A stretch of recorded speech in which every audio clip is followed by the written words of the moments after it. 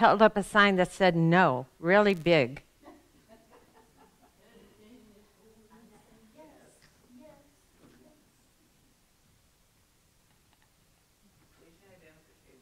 Yes. And we'll pause for a moment for station identification. We are being sponsored by the universe. Yep. Yep. Anything you want is yours. And I can, is that go on or is that? Go for it. I get to go for it. All right. Well, I'm sure we haven't forgotten the song we just heard and all that excitement. It has been an exciting morning, apparently. And I just want to say that the song this morning, Everything is Holy Now by Faith Rivera, is both the opening act and the background music for my talk today. So that's why we chose it, and I'll begin. Eckhart Tolle wrote, "Your inner purpose is to awaken. It's as simple as that. You share that purpose with everyone else on the planet because it is the purpose of humanity." We could say, as John Lennon might put it, our life's purpose is what's happening within us, often while we're busy doing other things. Everything in this world happens according to the divine plan for creation.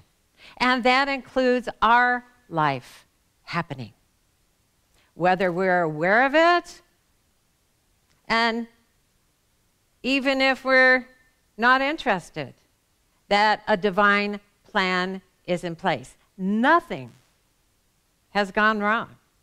The divine plan is, and it's all that is. This world of form, this world of this and that is designed for our awakening so that we can live a unique version of our true self, our spiritual self, our powerful self, right here on earth.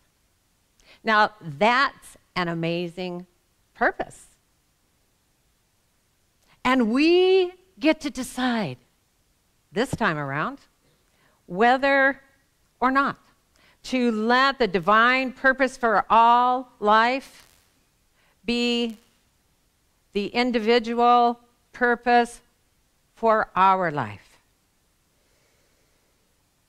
But as always, we're free to live in this world that so often seems like a chaotic mess without purpose, waiting to see what happens to us so that we can deal with it as best we can. We're free to spend our days struggling to get along in life without an inspired awareness of our divine purpose guiding us. We're free to stay asleep. But as the saying goes, if you snooze, you lose. It does seem a waste of our earth time to mentally sleep through it, when the point of it all is to awaken to it all. Now, some of us in our physical life may wake up from a night's sleep with the faint light of dawn or to the subtle sounds of nature, while some of us may require a loud alarm clock to get our attention and let us know that morning is broken.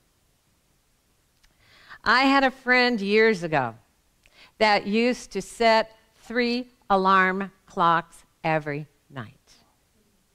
And he set them several minutes apart.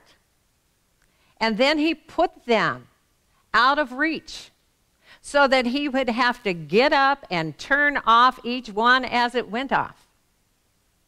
And I used to think that was crazy. But is it any crazier for us to wait until the challenges in our life become alarming? That they become so intense that we feel like we've been hit by a 2x4 by life, until we're ready to awaken. I mean, we can wait for the signs and feelings in our life are impossible to ignore until the pain in our body and constant anger turn into disease or disability, until the unhappiness in our relationships turn into sorrow and loss, or until some other manifestation of things unwanted shows up full-blown in our life.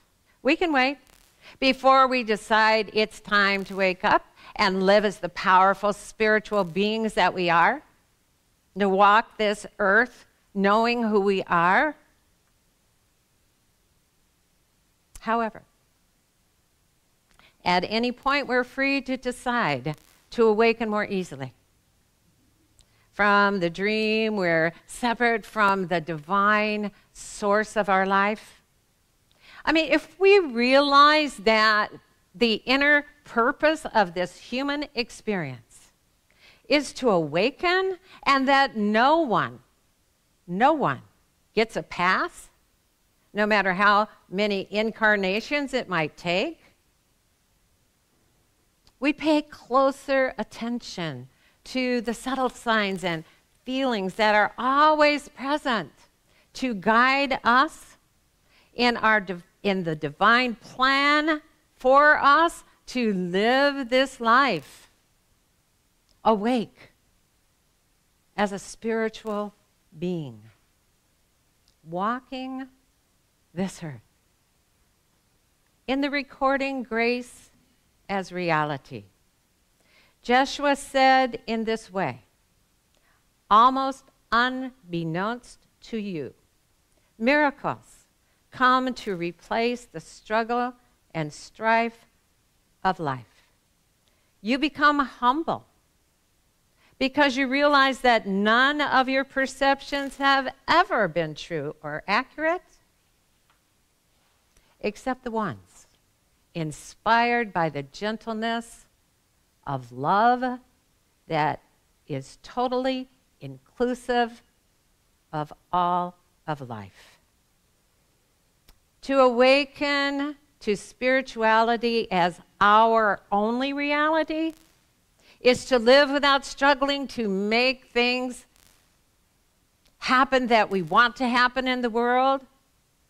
It's to live without striving to make things that we don't want and have already happened to go away.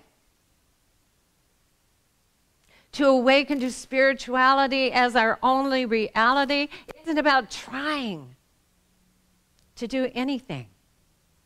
It's about being the love that we are wherever we are. It's as simple as that. Or it would be, if we would allow it to be. We are never without divine inspiration, because no matter what we do, we're included in the gentleness of love's guidance. It includes all life. It includes all of us. In those moments when we are aware of that truth, we naturally release our knee-jerk reactions to this world of happenings. It's easier for us to let go of our judgments and our reactions to whatever people happen to be doing or whatever events happen to be occurring. When we know that we share the inner purpose of awakening with every living being on this planet, then who are we to judge how many alarm clocks or how loud they need to be for anyone else? Now, we could say, here at LEC, we are right on purpose. I know that because all of you who you show up in person or on live stream or on video in between to listen to the Sunday services, and that many of you take the classes that we offer, and that most of you stay after and participate in sharing your love and support for each other. I know, because of these things, that we are sharing the desire to learn to live as an awakened being on earth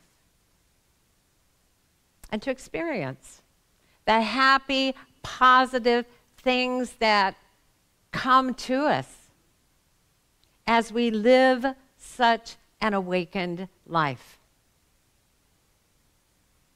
As we awaken to a greater awareness of the spiritual being of love that we're created to be through the eyes of love, that are awakened as we become aware of who we truly are and our true nature, we're more able to see creation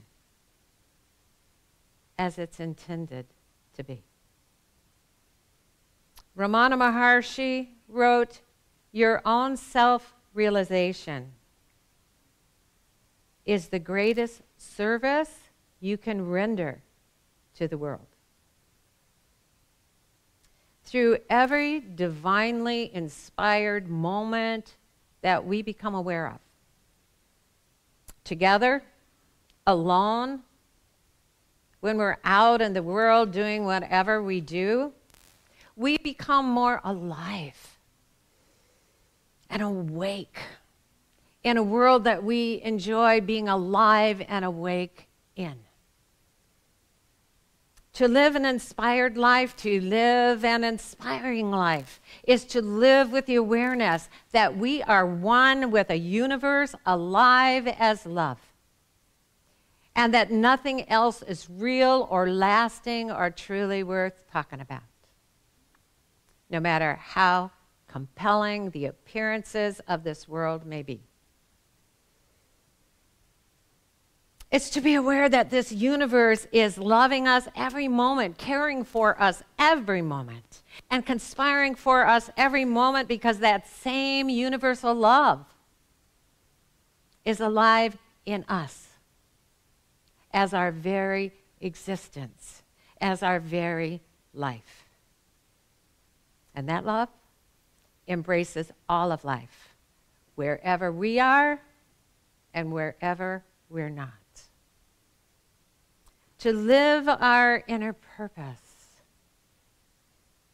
is to live in peaceful anticipation of positive manifestation, no matter what is happening anywhere or everywhere. The word inspire literally means to inhale the breath of life. Breathing is nothing to take for granted.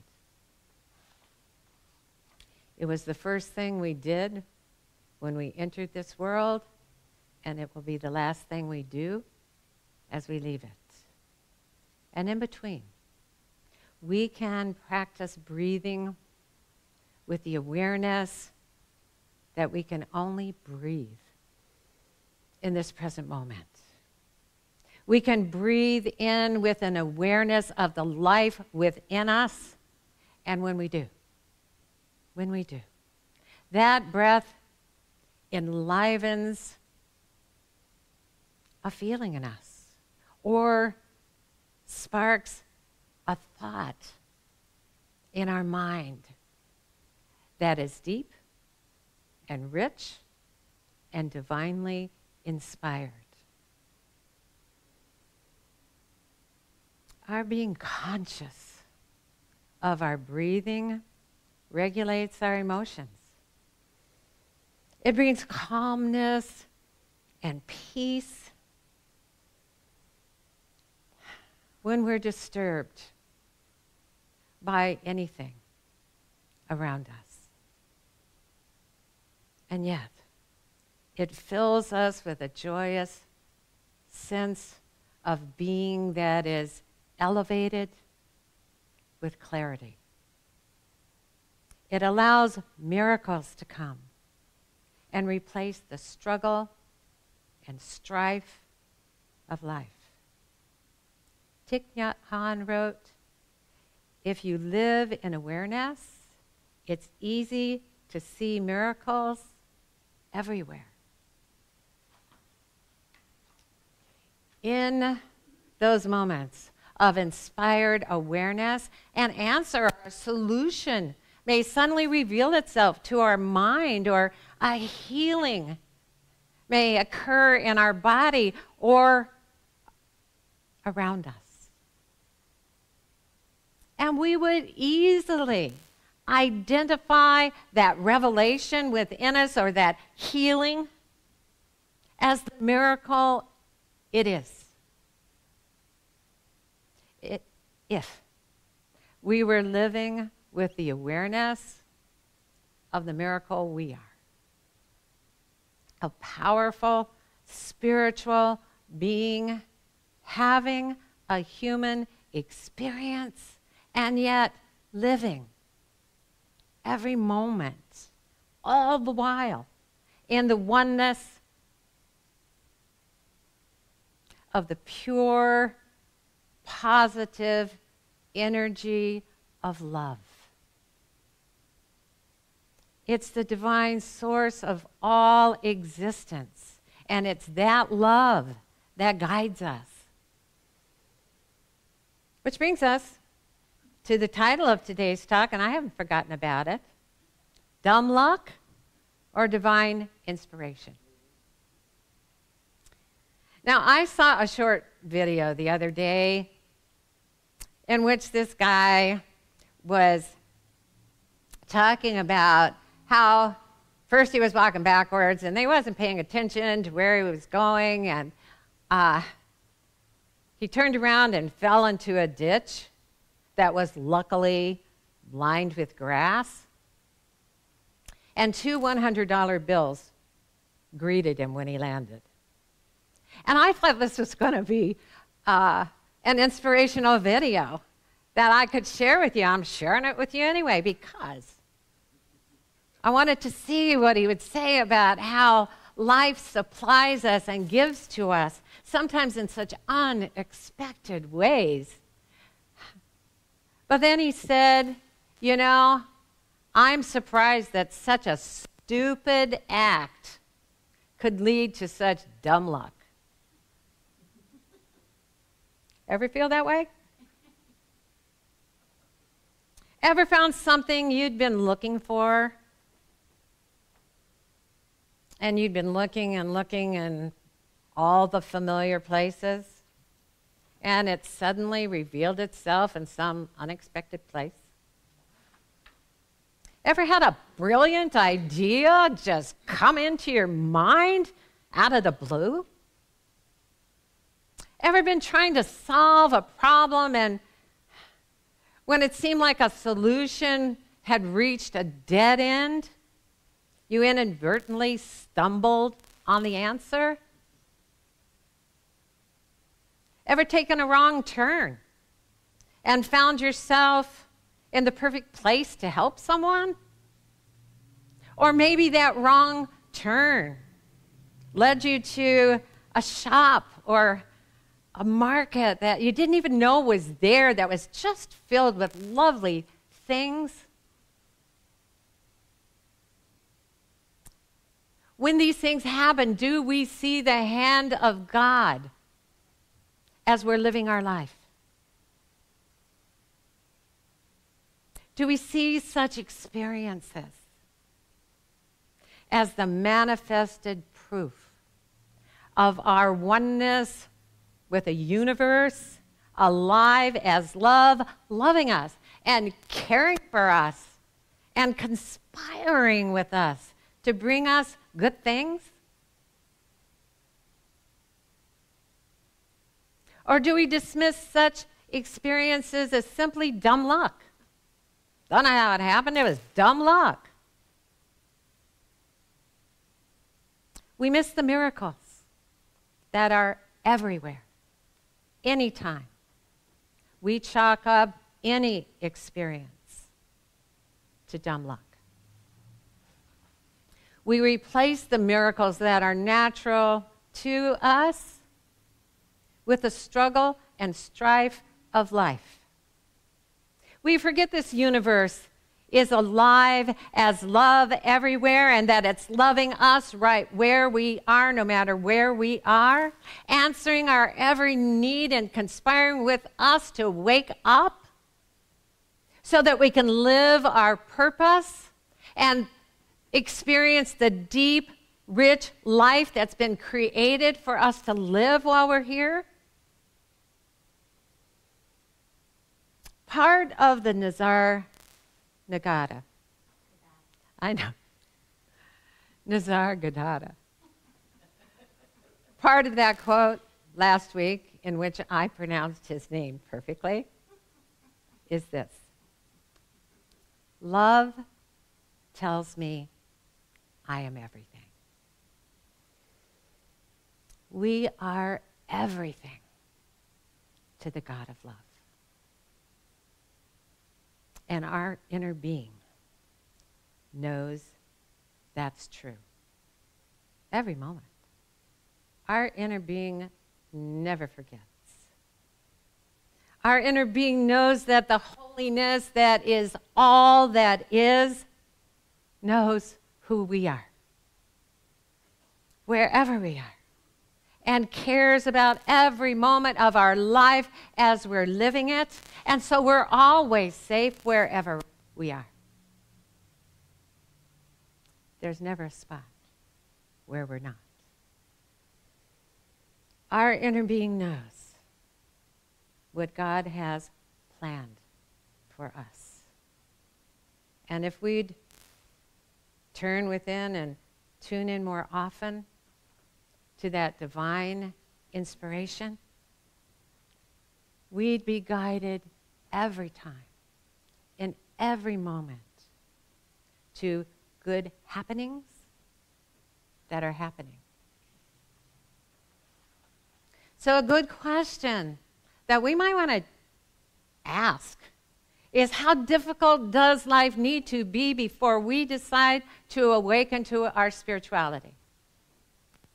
How loud do the divine directions need to get before we decide to follow them? We can decide right now, and every moment from now on, to live an inspired life on purpose and let the gentleness and subtleness of love guide us all the way through. Rumi wrote of the spirit that lives in us, the love that lives in us, and in all that lives. I am so close, I may look distant. So completely mixed with you, I may look separate. So out in the open, I may appear hidden. So silent, because I am constantly talking with you.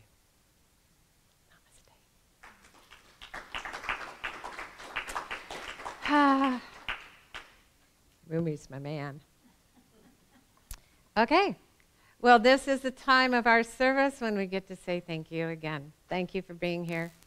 Thank you for being the miracles you are. Thank you for showing up as love, being love, caring about waking up to this beautiful creation that we're created to live in, that we're created as part of. Thank you. Thank you for watching live stream. Thank you for finding us on video. Thank you for sharing the video. We are so grateful for every moment that we are here in this location. And as we know, we're going to be moving forward, onward, and relocate. And if you'd like to join this journey of excitement that is already manifesting in such a beautiful way within the energies that we share, if you'd love to see it manifest in a new place, or keep us here in place until it does, then it requires your financial support. And if you don't know how to do that, and thank you for those of you who do, and for those of you who don't know, then our wonderful, concise treasurer, Dr. Jamie Phillips, is here to tell you how. I don't know about the concise part, but here we go. Okay. Hi, everybody. Hi. Good morning. If you would like to donate to the Life Enrichment Center, we'd love to have you donate to the Life Enrichment Center. A few ways you can do it are, if you're on Facebook watching this, or if you're on Facebook, you can go to facebook.com/Life Enrichment Center, hit the donate button, and donate that way. You can go to our website, lecflint.com. There's a donate button on that site, and you can click on the donate button and donate that way.